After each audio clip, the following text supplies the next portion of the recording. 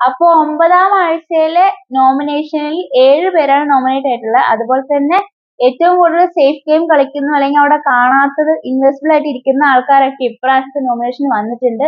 അപ്പൊ അവർ ആരൊക്കെ നിങ്ങൾ എന്തായാലും കണ്ടു കാണും. അപ്പൊ നിങ്ങൾ എന്റെ വീഡിയോ ആയിട്ട് കാണുന്നെങ്കിൽ ലൈക്ക് ചെയ്യാനും സബ്സ്ക്രൈബ് ചെയ്യാനൊന്നും മറന്നു പോകണ്ട.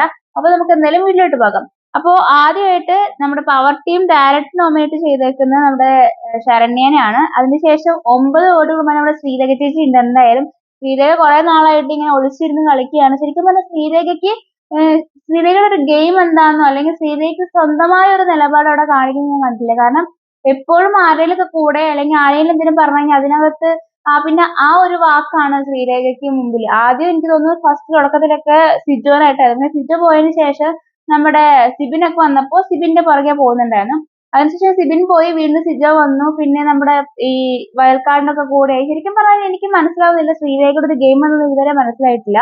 അതിനുശേഷം പിന്നെ അപ്സരയാണ്. അപ്സര പിന്നെ 2 വോട്ടുകളുണ്ട് അപ്സരയ്ക്ക്. അപ്സര എന്ന് പറഞ്ഞാൽ തുടക്കത്തിൽ നല്ലൊരു ഗെയിമർ തന്നെയായിരുന്നു. അത്യാവശ്യം നന്നായിട്ട് സംസാരിക്കുന്ന എല്ലാം നല്ല രീതിയിൽ കളിക്കുന്ന ഒരാളായിരുന്നു. പക്ഷെ ഇപ്പൊ കുറെ ഇടയായിട്ട് ആ ഗെയിം ഒക്കെ ആകെ മാറിപ്പോയി. വേറൊരു രീതിയിൽ കൂടെയാണ് ഇപ്പൊ അപ്സര പോകുന്നത്. പിന്നെ അടുത്തത് നമ്മൾ വന്നിട്ട് നമ്മുടെ ശ്രീതു ആണ്. ശ്രീതുവിന് എന്തായാലും 7 വോട്ട് കിട്ടിയിട്ടുണ്ട്. കാരണം എല്ലാവരും മനസ്സിലാക്കി തുടങ്ങി ശ്രീതുവിന്റെ ക്യൂട്ട്നെസ് കൊണ്ടും അല്ലെങ്കിൽ കുറച്ച് ഇതുകൊണ്ടൊക്കെ നിന്ന് പോകുന്ന ഒരാൾ തന്നെയാണ്. കാരണം അവിടെ പ്രത്യേകിച്ച് വേറെ ഒന്നും ചെയ്യുന്നില്ല. ആകപ്പാടെ അർജുനായിട്ടുള്ള ഒരു കോംബോ ഉണ്ടാക്കാൻ ശ്രമിക്കുന്നുണ്ട്. അതല്ലാതെ പ്രത്യേകിച്ച് അവിടെ ഗെയിം കളിക്കുന്നതായിട്ടോ അല്ലെങ്കിൽ സ്വന്തമായിട്ട് ഒരു നിലപാടുണ്ടായിട്ടോ അല്ലെങ്കിൽ അതിനോട് ശക്തമായി സംസാരിക്കുന്ന ഒന്നും കണ്ടിട്ടില്ല. ശരിക്കും പറഞ്ഞാൽ ഇൻവിസിബിൾ ആണ് അവിടെ ശ്രീതു. എന്നിട്ട് ശ്രീതു പക്ഷേ നോമിനേഷനിൽ പറഞ്ഞ കേട്ടായിരുന്നു നമ്മുടെ നന്ദനോടൊക്കെ പറയുന്നുണ്ടായിരുന്നു. നന്ദന അവിടെ പ്രത്യേകിച്ച് ഒന്നും ചെയ്യുന്നൊന്നും കാണുന്നില്ല. ടാസ്കിനകത്ത് മാത്രം ഫിസിക്കൽ ടാസ്ക് വരുമ്പോൾ കളിക്കുന്നുണ്ട്. അതല്ലാതെ പ്രത്യേകിച്ച് ഒന്നും കാണുന്നില്ല. പക്ഷെ നന്ദന ഉണ്ട് ടാസ്കിനകത്ത് മാത്രമല്ല അല്ലാണ്ട് സംസാരിക്കേണ്ട കാര്യങ്ങൾ ചിലപ്പോൾ ശരിക്കും ശരിയായ രീതിയിൽ സംസാരിച്ചില്ലെങ്കിൽ പോലും സംസാരിക്കേണ്ട കാര്യങ്ങളൊക്കെ അവിടെ സംസാരിക്കുന്നുണ്ട്. പിന്നെ കുറച്ച് കുട്ടിത്തം ഉണ്ട് പുള്ളിക്കാരത്തിക്ക്. അതല്ലാതെ ശ്രീധുവിനെ അപേക്ഷിച്ച് നോക്കുമ്പോൾ നന്ദന വളരെ നല്ല ഗെയിമർ തന്നെയാണ്. അപ്പൊ ശ്രീധു നമ്മുടെ നന്ദനെ കുറ്റം പറയുന്നുണ്ട് അവിടെ നിന്നിട്ട്. ചന്ദന അങ്ങനെയാണെന്ന് പറഞ്ഞിട്ട്. അപ്പൊ അത് ശരിയായില്ല. പിന്നെ അത് കഴിഞ്ഞിട്ട് പിന്നെ അടുത്ത നമ്മുടെ വരുന്നത് ശ്രീധുവിനെ ഞാൻ പറഞ്ഞു. പിന്നെ ജിൻഡോയ്ക്ക് ആകെ 3 വോട്ടുള്ളൂ കേട്ടോ. ജിൻഡോന്റെ എല്ലാവരും സാധാരണ പറയുന്ന താരങ്ങളൊക്കെ തന്നെയായിരുന്നു. പിന്നെ വന്നിട്ട് അർജുൻ പക്ഷെ ഒരു വോട്ടേ കിട്ടൂ. അതുകൊണ്ട് വന്നില്ല കേട്ടോ. പിന്നെ സിജോയ്ക്ക് 3 വോട്ട്. അതായത് കാട്ടുതീയും കൊണ്ടുവന്നിട്ട് കാണിച്ചില്ല. ശരിക്കും എന്താണ് സിജോ ചുമ്മാ കള്ളത്തരം പറയാണ് അല്ലെങ്കിൽ ഇല്ലാത്ത കാര്യങ്ങൾ. അതായത് നോറയുടെ കാര്യമാണ് നമ്മുടെ റസ്മീൻ പറയുന്നത്. അതായത് ഇല്ലാത്ത കാര്യം അവിടെയുള്ള ആൾക്കാരെ പറഞ്ഞ് പറ്റിക്കുന്നു എന്ന് പറഞ്ഞിട്ട് അത് അങ്ങനെ സിജോനെ വോട്ട് ചെയ്യുന്നുണ്ട്.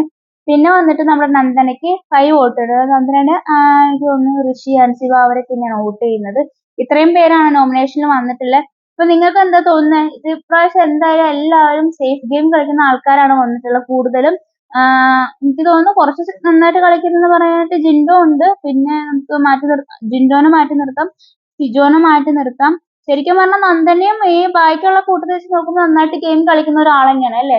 അതുകൊണ്ട് പക്ഷെ നന്ദനയ്ക്ക് കുറച്ച് സപ്പോർട്ട് കുറവായിരിക്കും. കാരണം ഈയിടെ വന്നതേ ഉള്ളൂ. പിന്നെ അത് മാത്രമല്ല നന്ദനയുടെ സംസാരം ശൈലികളൊന്നും എല്ലാവർക്കും ഇഷ്ടപ്പെട്ടെന്ന് വരില്ല. കാരണം നന്ദന ഒരു പ്രത്യേക ഒരു രീതിയിലാണ്. കാരണം ആളൊരു കുട്ടിയാണ്. അപ്പൊ കുട്ടിത്വം നന്നായിട്ടുണ്ട്.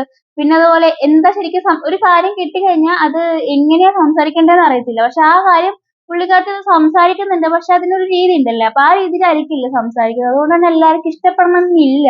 വീട്ടിനകത്താണെങ്കിൽ പോലും അങ്ങനെ തന്നെയാണ്. അതുകൊണ്ട് വോട്ട് ചിലപ്പോൾ കുറവാനുള്ള ചാൻസ് ഉണ്ട്. പിന്നെ ശ്രീധു എന്ന് പറഞ്ഞു കഴിഞ്ഞാൽ ഞാൻ പറഞ്ഞ പോലെ തന്നെ ക്യൂട്ട്നെസ് കാരണം കുറെ പേര് പ്രേക്ഷകരുണ്ട് ഈ അർജുൻ ശ്രീധു കോംബോ പിടിക്കുന്നത്. അപ്പൊ അങ്ങനെ വോട്ട് കിട്ടാനൊക്കെ ചാൻസ് ഉണ്ട് ശ്രീധുവിന്. പിന്നെ ജിൻഡോന്റെ കാര്യം പറയണ്ട. ജിൻഡോന് എന്തായാലും കുറെ ചാൻസ് ഉണ്ട്. അപ്പൊ വോട്ട് കിട്ടും. അപ്സര ഇപ്പൊ ഡൗൺ ആയ കാരണം വോട്ട് കുറവായിരിക്കും. ശ്രീരേഖം, ശരണ്യ ഇത്രയും പേരാണ് എനിക്ക് തോന്നുന്നു കുറച്ച് നമ്മുടെ 3 പേരായിരിക്കും കുറച്ച് വോട്ട് കുറയാൻ ചാൻസ് ഉള്ളത്. ആരൊക്കെ? ശ്രീരേഖയും പിന്നെ നമ്മുടെ ശ്രീധുല്ല ആരാണ് ശരണ്യയും പിന്നെ നന്ദന 3 പേരാണെന്ന് തോന്നുന്നു ഡേഞ്ചർ സോണിലുള്ളത്. തോന്നുന്നില്ല.